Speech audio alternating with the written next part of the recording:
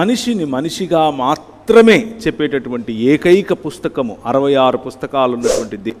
కానీ దురదృష్టం ఏమిటి అని అంటే ఈరోజు క్రైస్తవం అనేది ఒక మతం అయిపోయింది. నీకు అసలు ప్రపంచమే వద్దు, నువ్వు నీ భక్తి, నువ్వు చప్పట్లు కొట్టు, చచ్చిపోతే పైకి పరలోకానికి వెళ్ళిపోతావు చాలు.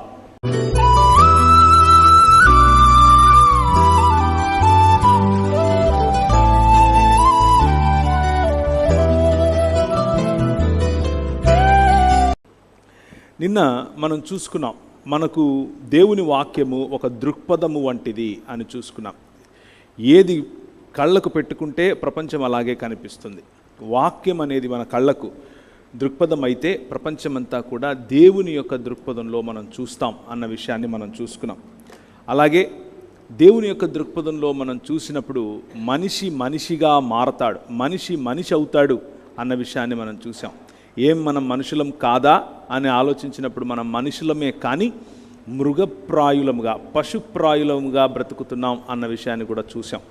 మనలో కొందరికి పశువులుగా బ్రతకటం అంటే ఇష్టం అని చూసాం. చిన్న బిడ్డలు, నేను ఇప్పుడు ఈరోజు పిల్లిని అవ్వాలనుకుంటున్నాను అన్న ఉదాహరణ మీకు చెప్పాను. ఒక పురుషుడు, ఒక అబ్బాయి, ఒక టీనేజర్, నేను ఈరోజు అమ్మాయిలాగా బ్రతకాలనుకుంటున్నాను అన్న ఉదాహరణ నేను మీకు చూపించాను. ఇది చదువుకోనటువంటి సమాజంలో జరిగింది కాదు. అమెరికా దేశంలో చదువుకుంటున్నటువంటి కుటుంబాల్లో స్కూలుకు వెళ్ళేటటువంటి అబ్బాయి యొక్క ప్రతిస్పందన. సో మనం చదివేటటువంటి పుస్తకాలు, మనం చూసేటటువంటి మీడియా, మనం చూసేటటువంటి సీరియల్స్, లేకపోతే మనం చూసేటటువంటి సినిమాలు, మనం చదివేటటువంటి నవలలు, మనకు ఈ రోజుల్లో మా పాప ఒకరోజు వచ్చి ఒక 2 సంవత్సరాల క్రితం, ఇప్పుడు 10వ తరగతిలో ఉంది, 2 సంవత్సరాలు అంటే 8వ తరగతిలో నా దగ్గరికి వచ్చి నేను రామాయణం చదవాలనుకుంటున్నాను అని అనింది.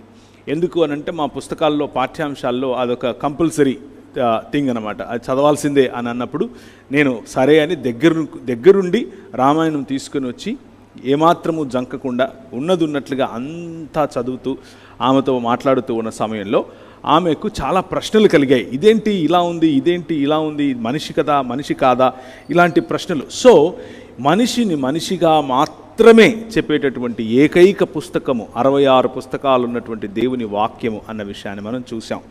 మనిషిని గద్దగానో, పాముగానో, కోతిగానో, లేకపోతే ఎలిఫెంట్ గానో, ఇంకేదో గానో తక్కువ స్థాయిలో చూపించే ప్రయత్నం మనిషిని ఏనాడు దేవుని వాక్యం చేయదు. మనిషికి ఉన్నటువంటి డిగ్నిటీని మనిషికి ఇవ్వాలి అన్నది దేవుని యొక్క ఆలోచన.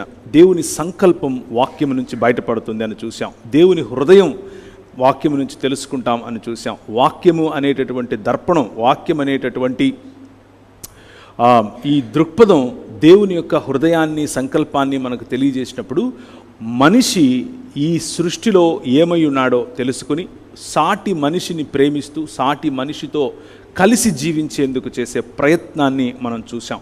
ఇది కేవలము 66 పుస్తకాలు ఉన్నటువంటి బైబిల్ గ్రంథంలో మాత్రమే దొరుకుతుంది అన్న విషయాన్ని చూసాం. కనుకనే వాక్యం అంతటి యొక్క సారాంశం ఏమిటి అని ప్రభువైన యేసుక్రీస్తు దగ్గరికి ఒక వ్యక్తి వచ్చి అడిగినప్పుడు ఆయన ఒక్క మాటలో లేకపోతే 2 మాటల్లో చెప్పాడు, నీ దేవుడైన యెహోవాను నీ పూర్ణ ఆత్మతోనూ, పూర్ణ శక్తితోనూ, పూర్ణ వివేకముతో ప్రేమించాలి, ఆరాధించాలి, లేకపోతే సేవించాలి. 3టికి వాడిన పదం ఒకటే, అవద అన్నటువంటి హెబ్రూ పదము. అలాగే నిన్ను వలె నీ పొరుగు వాణ్ణి ప్రేమించాలి అన్నటువంటి మాట. This is what Christianity is. క్రైస్తవం అన్నది దేవునికి మరియు మనిషికి సంబంధించిన 2 రకాలైనటువంటి డైమెన్షన్స్లో ఉంటుంది. కానీ దురదృష్టం ఏమిటి అని అంటే ఈరోజు క్రైస్తవం అనేది ఒక మతం అయిపోయింది. మతంలో బ్రతుకుతున్న వాళ్ళు కేవలం పైకి మాత్రమే చూడటం నేర్చుకుంటున్నారు, పక్కకు చూడటం నేర్చుకోలేకపోతున్నారు. పైకి మాత్రమే నేను మాత్రమే, నేను నా దేవుడు, నీతో నాకు పని లేదు, నా దేశంతో నాకు పని లేదు, నా సమాజంతో నాకు పని లేదు, నా కుటుంబంతో నాకు పని లేదు, ఎవడెలా చస్తే నాకేంటి, నేను, నా దేవుడు, నా భక్తి, నా ప్రార్థన. ఇదే ఒక రకమైనటువంటి మతోన్మాదం. ఇది ప్యాసివ్ మతోన్మాదం, యాక్టివ్ కాదు. యాక్టివ్ అంటే ఆ మతం కోసం గొడవలు వగైరాలు చేస్తారు, బయటకు వెళ్ళి కొట్లాడతారు.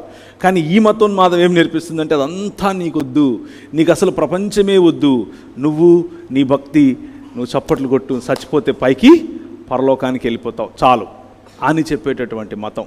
జాగ్రత్త పడాలి.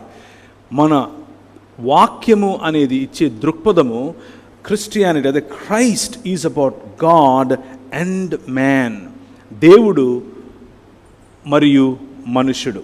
ఈ రెండిటి యొక్క బ్యాలెన్స్ స్ట్రైక్ చేయటమే క్రైస్తవ దృక్పథం. ఆ దృక్పథం నుంచి కొన్ని విషయాలు మీకు చెప్పే ప్రయత్నం చేస్తాను. దేవుని వాక్యము యొక్క ప్రాశస్తత. దేవుని వాక్యము మనకు తెలియకుండానే మన నరనరాలలో మనకు న్యాయాన్యాయాలను ఎలా నిర్దేశించింది, న్యాయాన్యాయాల యొక్క పునాదిని మన జీవితాలలో ఎలా వేసింది, నిచ్చెన మెట్లుగా ఉండాల్సినటువంటి సమాజాన్ని ఫ్లాట్గా అందరూ సమానము అన్నటువంటి న్యాయ వ్యవస్థ వైపుకు ఎలా తీసుకొని వచ్చింది. బ్రదర్హుడ్, ఫ్రాటర్నిటీ, లిబర్టీ, ఫ్రీడమ్ ఇలాంటి పదాలకు ఎలా అర్థం ఇచ్చింది, అలాంటి విషయాలు ఈరోజు చూసే ప్రయత్నం చేస్తాం. అలాంటి విషయాలు చూడటానికి ముందుగా లైఫ్, జీవితం అన్న విషయాన్ని నేను మీ ముందుకు ఉంచుతున్నాను. ఎందుకు అని అంటే when there is no life nothing matters. ప్రేమ, దోమ, న్యాయం, అన్యాయం ఇవేవి కూడా బ్రతికి ఉండకపోతే, జీవితం లేకపోతే వీటి యొక్క మతలబు ఉండదు, వీటి యొక్క అసలు ఇట్స్ ఎ నాన్ సెన్స్. కాబట్టి ముందు జీవితం ఉండాలి. దేవుడు ఏమంటున్నాడు అని అంటే మనిషి బ్రతుకు కేవలము తిండి చేత కాదు, కేవలం తింటే నువ్వు బ్రతుకుతావు అని అనుకుండేవు. మీకు ఒక విషయం తెలుసో తెలీదో, మనం తిన్న వెంటనే మన శరీరంలో దాదాపు కొన్ని కోట్ల, లక్షలు కాదు, కొన్ని లక్షలే పెట్టుకుందాంలేండి, కొన్ని లక్షల సెల్స్ అంటే కణాలు చచ్చిపోతాయి. మనం తిన్న తిండిని అరిగించడానికి చచ్చిపోతాయి. అంటే డెత్ అన్నది మన జీవితంలో ప్రతిరోజు సంభవించేటటువంటి అంశం. మనం ఏదో ఒకరోజు చచ్చిపోతాం అని కాదు. బైబిల్ అంటుంది ఆదికాండం 1వ అధ్యాయంలో, ఈ పండు ఏ రోజైతే నువ్వు తింటావో ఆ రోజు నువ్వు చస్తావు అని చెప్తుంది. అంటే మువ్వత్తువా మూత్ అన్నటువంటి మాట వాడారు హిబ్రూ భాషలో. దానికి అర్థం ఏమిటి అని అంటే you shall continue to die అని అర్థం. సో ఒకానొక రోజు సంపూర్ణంగా చచ్చిపోతావు, కానీ నిజానికి ప్రతిరోజు చచ్చిపోతున్నావు. నువ్వు యాక్చువల్గా బ్రతుకుతున్నావు అని నువ్వు అనుకుంటున్నావు, కానీ యాక్చువల్గా నువ్వు చచ్చిపోతున్నావు రోజు. Every day you are dying little by little. So నీ కణాలు రోజుకు అన్ని చచ్చిపోతున్నాయి, అన్ని లక్షల్లో చచ్చిపోతున్నాయి. కానీ నిజమైన బ్రతుకు నా మాటల్లో ఉంది అని దేవుని వాక్యం చెప్తున్నాడు. It's not just the bread that makes you that keeps you alive, but it is the word of God that comes out of his mouth. దేవుని నోటి నుంచి వచ్చే ప్రతి మాట మనిషిని జీవింపచేస్తుంది, బ్రతికిస్తుంది. కేవలం బ్రతికించటం కాదు, గౌరవంగా బ్రతికిస్తుంది, మనిషిగా బ్రతికిస్తుంది. ఆ బ్రతుకును గురించినటువంటి మాటలు, లేకపోతే మానవ జీవన ప్రమాణాలు గురించినటువంటి మాటలు కేవలము 66 పుస్తకాలు ఉన్నటువంటి బైబిల్ గ్రంథంలో మాత్రమే దొరుకుతాయి. మాత్రమే అన్న పదాన్ని మీరు గుర్తుంచుకోండి, ఇంకెక్కడా దొరకవు. సైన్స్, ఆంథ్రోపాలజీ, మీ ఇష్టం వచ్చినటువంటి శాస్త్రం తీసుకురండి, వాటిలో మంచంతా కూడా బైబిల్ యొక్క పునాదులలో నుండే వచ్చి ఉంటుంది. లేదు, మిగిలిన పర్వర్షన్ అంతా కూడా కేవలము లోక జ్ఞానం ఉంటుంది, అది మనకు హెల్ప్ఫుల్ కాదు. నేను చాలా ట్రై చేసి చూశాను, ఇట్ ఈజ్ నాట్. సో దేవుని వాక్యము మనలను బ్రతికింపచేసేది. దేవుని వాక్యము, దేవుని నోటి నుంచి వచ్చిన ప్రతి మాట కారణం చేత మనం బ్రతుకుతాం. మన బ్రతుకులో నిజమైనటువంటి జీవం కలుగుతుంది.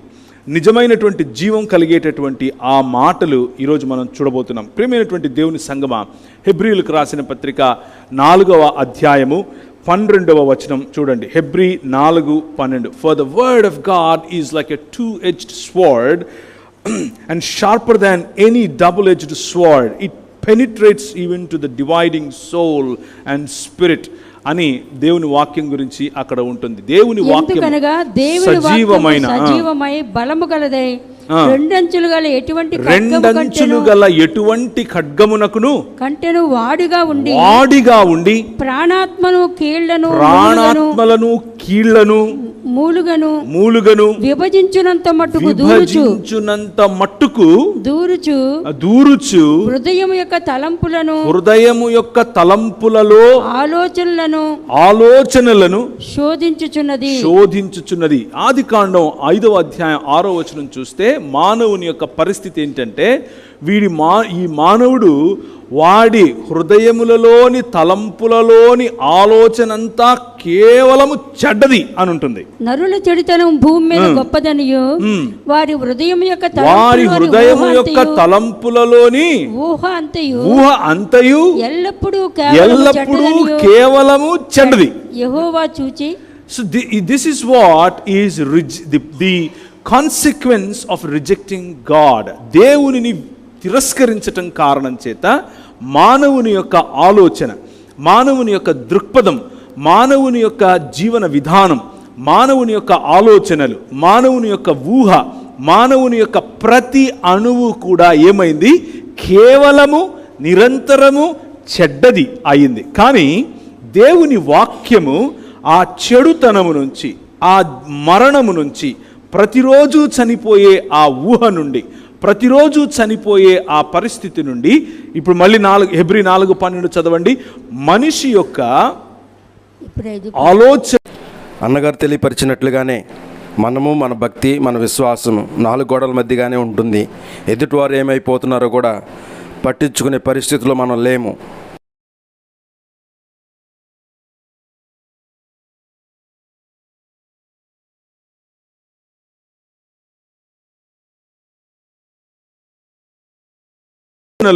చదవండి మళ్ళీ. వాక్యము సజీవమై బలము గలదై రెండంచులు గల ఎటువంటి ఖడ్గము కంటేను వాడిగా ఉండి ప్రాణాత్మలను కీళ్లను మూలుగను విభజించినంత మట్టుకు, ప్రాణమును ఆత్మను కీళ్లను విభజించినంత మట్టుకు, అంటే కనిపించేది మాత్రమే కాదు, కనిపించని వాటిని కూడా పెనిట్రేట్ చేయగలుగుతుంది ఈ వాక్యము. నీ హృదయంలోని అంతరంగంలోనికి కూడా ఈ వాక్యము వెళ్ళగలుగుతుంది. కంటిన్యూ. హృదయం యొక్క తలంపులలోని ఆలోచన శోధించుచున్నది కూడా శోధిస్తుంది. ఎందుకంటే పతన స్థితిలో హృదయంలోని ఆలోచన కేవలము ఎల్లప్పుడూ చెడ్డగా ఉంది. కాబట్టి ఈ హృదయంలోని ఆలోచనలోని ఊహలలోని ప్రతి ఒక్కదాన్ని కూడా శోధించగల శక్తి దేవుని వాక్యానికి, దేవుని మాటకు ఉంది. ఒక్క మాట చేత సృష్టించిన దేవుడు ఆ మాటను నీ హృదయాన్ని బాగు చేసే పనికి ఇచ్చాడు. నీ హృదయాన్ని తిరిగి కట్టే స్థితికి ఇచ్చాడు. నిన్ను తిరిగి మానవుడిగా నిర్మించటానికి ఈ వాక్యమును నీ చేత పెట్టాడు. ఈ వాక్యం 66 పుస్తకాలు ఉన్నటువంటి ఈ బైబిల్ గ్రంథం నీ చేతికి రావటానికి కొన్ని వేల మంది హతసాక్షులు అయ్యారు. కొన్ని వేల మంది రోడ్డు మీదకి తీసుకుని వచ్చి వాళ్ళ మీద కిరసనాయిల్ పోసి, కిరసనాయిల్ కాదు ఆ రోజుల్లో తారు, రోడ్డుకు తారేస్తాం కదా, ఆ తారు పోసి వాళ్ళను కాల్చి చంపారు. వాళ్ళ తలలను కాగడాలుగా వాడారు. వాళ్ళ తలలను కాగడాలుగా వాడారు ఆ రోజుల్లో. రోమా సంస్కృతి మొత్తం కూడా దేవుని వాక్యము చేత ప్రభావితం చేయబడిన తర్వాత మెల్లిమెల్లిగా మతం దూరింది. మతం మనిషిని మృగంగా మారుస్తుంది. మతం ఈ నెత్తికెక్కిన తరువాత ఆర్గనైజ్డ్ రిలీజన్, లేకపోతే ఇలా ఒక హైరార్కీ ఉండేటటువంటి మత సాంప్రదాయాలు క్రైస్తవ సంఘంలోనికి చొరబడిన తర్వాత అది బైబిల్ గ్రంథాన్ని ప్రజల చేతికి రానివ్వకుండా ఆపింది. పంతులు తత్వాన్ని అరువు తెచ్చుకుంది. పంతులు తత్వాన్ని అరువు తెచ్చుకున్నటువంటి క్రైస్తవ సమాజం నువ్వు లేమ్యాన్, నేను పయస్ అని చెప్పటం మొదలుపెట్టింది. పయస్గా ఉన్న నాకు మాత్రమే బైబిల్, నీకు కాదు, నేను చదివి దాని అర్థం నేను నీకు చెప్తాను అని చెప్పటం మొదలుపెట్టింది. అలా జరిగిన తరువాత కొన్ని వందల సంవత్సరాలు అలా ఉన్నప్పుడు టిండేల్ లాంటి వారు, విక్లిఫ్ లాంటి వారు అనేకులు దేవుని గ్రంథాన్ని సామాన్య ప్రజలకు, లాటిన్ భాష అర్థం కాని వారికి, గ్రీకు భాష అర్థం కాని వారికి, ఇంగ్లీష్ భాషలో చదవాలనుకున్న వారికి, ఫ్రెంచ్ భాషలో చదవాలనుకున్న వారికి వారి భాషలోనే ఈ గ్రంథం అందాలి అన్నటువంటి ఆలోచనతో దానిని తర్జుమా చేయటం, అనువదించిన తర్వాత ముద్రించటం, చేత్తో వ్రాయటం, చేవ్రాతలను భద్రపరచడం జరిగితే భయంకరమైనటువంటి విధ్వంసం సృష్టించారు ఆనాటి మత పెద్దలు.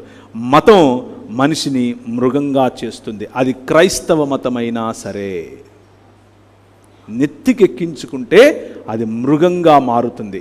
వాక్యము జీవింపచేస్తుంది. వాక్యాన్ని అనుసరిస్తే మనము జీవిస్తాం. వాక్యాన్ని అనుసరిస్తే మనము ఆయన యొక్క జీవములో నిజమైన పునరుత్థానములో పాల్పంపులు పొందుతాం. పునరుత్థానము, ఎన్నటికీ చనిపోనటువంటి సెల్స్, ఎన్నటికీ చనిపోనటువంటి శరీరం, ఎన్నటికీ చనిపోనటువంటి రక్తమాంసములు, లేకపోతే ఎన్నటికీ తరిగిపోనటువంటి దేహం మనం తిరిగి సంపాదించబోతున్నాం. అదే gospel. We are going to live back once again. And the whole world, ఆయన చేసినటువంటి భూమి ఆకాశములు ఆయన తిరిగి నూతన సృష్టిగా చేయబోతున్నాడు. నూతన సృష్టిలో భాగముగా నూతన సృష్టి అయినటువంటి నీవు ఆ నూతన సృష్టిని ఏలబోతున్నావు. ఆ నూతన సృష్టి కార్యము దేవుని మాట చేత మొదలు పెట్టబడింది. So the word of God is the instrument and the means to new creation. దేవుని వాక్యము నూతన సృష్టికి నాంది. దేవుని వాక్యము నూతన సృష్టికి పునాది. దేవుని వాక్యము నూతన సృష్టిలో నిర్మాణాత్మకమైనటువంటి పనిని చేస్తోంది. అందులో భాగం నువ్వు, అందులో భాగం నేను, అందులో భాగం సర్వ మానవ సమాజం. ఈ వాక్యము కేవలము క్రైస్తవులకు కాదు. ఈ వాక్యము కేవలము ఫలానా కులంలో పుట్టిన వాళ్ళకు కాదు. ఈ వాక్యము కేవలం ఒక దేశానికి చెందిన వాళ్ళకు కాదు. ఈ వాక్యము సర్వమానవాళికి. తెలిసి తెలియకుండానే అనేకులు ఈ వాక్యము చేత ప్రభావితం చేయబడ్డారు. ఒక సహోదరుడు నా మీద చాలా కోపంగా ఉన్నాడు. ఒకరోజు చాలా కోపంగా ఉన్నాడు. ఎందుకంటే నేను ఇలా డిబేట్స్ వగేరాలో పాల్గొంటూ ఉంటాను కాబట్టి నేనంటే కొంచెం ఆ అబ్బాయికి కోపంగా ఉండి నాతో ఫోన్లో చేసి నన్ను బాగా తిడుతూ ఉంటే నేను ఆ అబ్బాయిని అడిగాను, బ్రదర్ ఒక్క నిమిషం ఆగండి, తిడుదురు కానీ మీరు తిట్టడానికి వాడే భాష తెలుగు భాష మీకు తెలుసా అని అడిగాను. తెలుసు అని అన్నాడు. మరి మీరు తెలుగు చదవగలరా అని అన్నాను. చదవగలను అని అన్నాడు. ఎలా చదవగలరు అని అన్నాను. నేను బడికి పోయినాను కాబట్టి చదవగలను అని అన్నాడు. అయితే మీరు సగం క్రైస్తవంలోకి వచ్చినట్లే అని చెప్పా. మీరు సగం బడికి వెళ్ళిన కారణం చేత మీరు సగం క్రైస్తవంలోకి వచ్చినట్లే అని చెప్పాను. అదేంటి అని మళ్ళీ ఇంకా కోప్పడ్డాడు. నేను చెప్పాను, మీ సామాజిక వర్గం వారు ఏనాడు చదువుకు నోచుకోలేదు. కానీ 66 పుస్తకాలు ఉన్నటువంటి ఈ బైబిల్ గ్రంథం నీకు, మీ తల్లిదండ్రులకు, వారి తల్లిదండ్రులకు కూడా చదువు చెప్పే అవకాశం, చదువు రావాలందరికీ అని నేర్పినటువంటి మాట దేవుని మాట. దేవుని మాట. దాని కారణం చేతనే ఈరోజు మీరు నాతో తెలుగులో మాట్లాడుతున్నారు. అది మీకు అర్థమవుతుందా అని అడిగితే ఆ అబ్బాయికి కోపం వచ్చి ఫోన్ పెట్టేశాడు. ఇంకొక అమ్మగారు, ఆమె డౌట్స్ సిన్సియర్గా అడుగుతోంది. ఆమె తప్పేం కాదు. ఈ సాయికృష్ణ గోమటం గారి వాళ్ళ అమ్మగారు అడిగినట్లుగానే సిన్సియర్గా అడుగుతోంది. ఏంటి బాబు అన్నిటికీ క్రైస్తవం కారణం అంటావు? అలా కాదు కదా అంటే నేను మెల్లిగా అడిగాను, ఆంటీ కాలుకి ఏమైంది ఆంటీ అని అడిగాను. అంటే ఏం లేదు నాన్న, కొంచెం రాయి తగిలింది అని అంటే, బాగా నొప్పిగా ఉంది ఆంటీ, సారీ ఆంటీ, మీకు ఏదైనా మందులు వేసుకుంటున్నారా అంటే, అంత బాగానే ఉంది నాన్న, మరి నేను అడిగిన ప్రశ్నకు సమాధానం చెప్పలేదు అని అంటే, సమాధానం అదే చెప్తున్నాను ఆంటీ అన్నాను. ఏంటి సమాధానం ఎక్కడుంది ఇందులో అని అడిగింది. అని అంటే, మీరు ఏదైతే కరెక్ట్ కాదు అని అంటున్నారో అందులోకి సగం నిలబడి మీరు నన్ను ఈ ప్రశ్న అడుగుతున్నారు అని చెప్పాను. ఎందుకు అని అంటే, స్త్రీకి వైద్యం చేస్తే ఈ దేశంలో అది ఒప్పుకునేవారు కాదు. మన దగ్గర ఉన్నటువంటి సంస్కృతి ప్రకారం, మనము రాసుకున్నటువంటి పుస్తకాల ప్రకారం స్త్రీని వైద్యుడు తాకకూడదు. మీకు తెలుసా అంటే ఈ విషయం అన్నాను. అదేంటి నాన్న, అవునా అంటే, అవునా అంటే, వైద్యుడు తాకితే మీకు వచ్చేటటువంటి స్వస్థతకు కారణము 66 పుస్తకాలు ఉన్నటువంటి బైబిల్ గ్రంథమే. మీరు సగం ఆల్రెడీ క్రైస్తవులు అంటే ఏం చెప్పాను. ఆమెకు అర్థం కావట్లేదు. ఏంటి నాన్న ఏం మాట్లాడినా కానీ నువ్వు క్రైస్తవం అంటావేంటి? Exactly, there is nothing. We breathe the word of God if you want to look at it that way. మనము పీల్చే గాలి దేవుని వాక్యం. మనం పీల్చే గాలి దేవుని వాక్యం. ఎందుకు ఆ మాట అంటున్నాను అని అంటే, everything in this world is thoroughly influenced by the ideology of the scriptures. దేవుని వాక్యము యొక్క దృక్పథముతో, భావజాలముతోనే ఈ ప్రపంచము నిండిపోయింది. కారణం ఏమిటి అనంటే ఈ 66 పుస్తకాలను మోసుకొచ్చినటువంటి క్రైస్తవ సమాజానికి ప్రతినిధులైనటువంటి మిషనరీలు, క్రైస్తవ సమాజ ప్రతినిధులైనటువంటి దైవ సేవకులు, అపోస్తలులు పంపగా వచ్చినటువంటి వారి శిష్య బృందం పంపగా వచ్చినటువంటి వారి శిష్య బృందం పంపగా వచ్చినటువంటి అలా మీరు, నేను.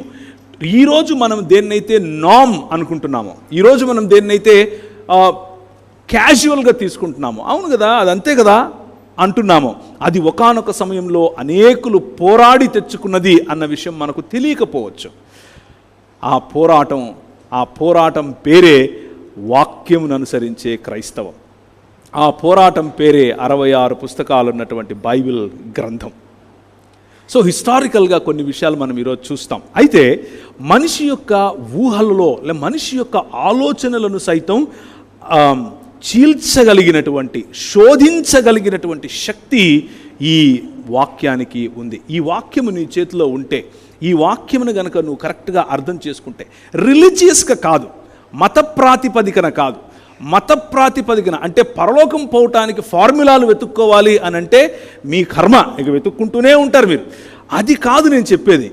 నిజమైన మానవ జీవితం, యేసును పోలిన జీవితం, యేసును పోలిన శరీరం, యేసును పోలిన పునరుత్థానం, యేసును పోలిన సమాజం, యేసును పోలినటువంటి విప్లవం, యేసును పోలినటువంటి మానవత్వం మీకు కావాలి అనంటే, అంత పవర్ఫుల్ లైఫ్ మీరు జీవించాలి అని అనుకుంటే వాక్యం మీ చేతికి తీసుకోండి. This will transform you. అది మీ జీవితాన్ని ఎంతగా మారుస్తుంది, ఎంతగా ప్రభావితం చేస్తుంది అని అంటే you can never imagine how powerful you become once you take this word of God in to your hands. 2వ తిమోతికి రాసిన పత్రిక 3వ అధ్యాయం 16వ వచనం. మానవ సమాజాలకు నిర్ణయాలు చేసేవారి హృదయాలను శోధించగలిగినటువంటి ఈ వాక్యము మానవ సమాజానికి అవసరమైనటువంటి శిక్షణ, మానవ సమాజాలకు అవసరమైనటువంటి 3:16 2వ తిమోతి, మానవ సమాజానికి సన్నద్ధుడై ప్రతి సత్కార్యమునకు పూర్ణముగా సిద్ధపడి ఉండునట్లు, ప్రతి సత్కార్యమునకు, ఈ ప్రపంచమును సత్కార్యముతో నింపాలి అనంటే దైవావేశం వలన కలిగిన ప్రతి లేఖనాన్ని ఉపదేశించుటకును, అది ఉపదేశించటానికి ఉపయోగపడుతుంది, దండించటానికి ఉపయోగపడుతుంది, తప్పుదిద్దటానికి ఉపయోగపడుతుంది, నీతియందు శిక్ష చేయుటకును, నీతియందు శిక్షణ కోసం కూడా ఉపయోగపడుతుంది, ప్రయోజనకరమైనది. ఈ వాక్యమును మనం చదువుతున్నాం. ఈ వాక్యము యొక్క ప్రయోజనం ఇది, ఈ వాక్యం యొక్క ప్రాధాన్యత ఇది. To build lives, to build communities, to build. ఒకసారి ఒక సహోదరుడితో మాట్లాడుతున్నాను, ముస్లిం సహోదరుడితో. ఆయన నాతో మాట్లాడుతూ, నేను చెప్పాను కదా నిన్న, చాలా సంవత్సరాలు నేను ముస్లింల మధ్య పనిచేశాను, ముస్లింల మధ్య యేసుక్రీస్తు యొక్క సువార్తను ప్రకటించాను. చాలా పెద్ద వాళ్ళతో కూడా ప్రకటించాను. మీరు టీవీలలో చూసే ఉంటారు జాకీర్ నాయక్ అనేటటువంటి వ్యక్తిని. ఆ జాకీర్ నాయక్ అనే వ్యక్తిని వెళ్ళి నేను, నా స్నేహితుడు వాళ్ళ ఆఫీస్లో కూర్చొని పిలిచాం, మీరు రండి, మీరు వస్తే కనుక మనం పబ్లిక్గా అందరి ముందు యేసుక్రీస్తు దేవత్వం గురించి లేకపోతే బైబిల్ గురించి మాట్లాడదామని. ఆయన ఒప్పుకోలేదు మాతో మాట్లాడటానికి, ఆ కథ వేరు కానీ. సో నేను అలా మాట్లాడుతూ ఉన్న సమయంలో ఒక ముస్లిం సహోదరుడు నన్ను అన్నాడు, మీ దేవుడు 1-3 అని అడిగాడు. 1-3 అంటే వాట్ డూ యూ మీన్ అని అన్నాను. మీరు కొందరేమో 3 అంటారు, కొందరేమో 1 అంటారు, 1-3 కూడా ముందు తేల్చుకోండి మీరు, ఆ తర్వాత మాతో మాట్లాడండి అన్నాడు. నేను అడిగాను, మీ దేవుడు ఒకడేనా అంటే అవును ఒకడే అన్నాడు. అయితే మీ దేవుడు ఒంటరివాడా అని అడిగాను. అదేంటి ఒకడే అంతే, ఒంటరి ఏంటి అన్నాడు. That's the difference my brother. అడిగాను, జస్ట్ ఇమాజిన్, ఒకసారి ఆలోచించండి. సృష్టి లేదు, దేవదూతలు లేరు, మనుషులు లేరు, ఏమీ లేదు, దేవుడు ఒక్కడే ఒంటరిగా ఉన్నాడా అని అడిగాను. ఎంతకాలం ఉన్నాడు? ఆయన ఇలా చూస్తూ ఉండిపోయాడు.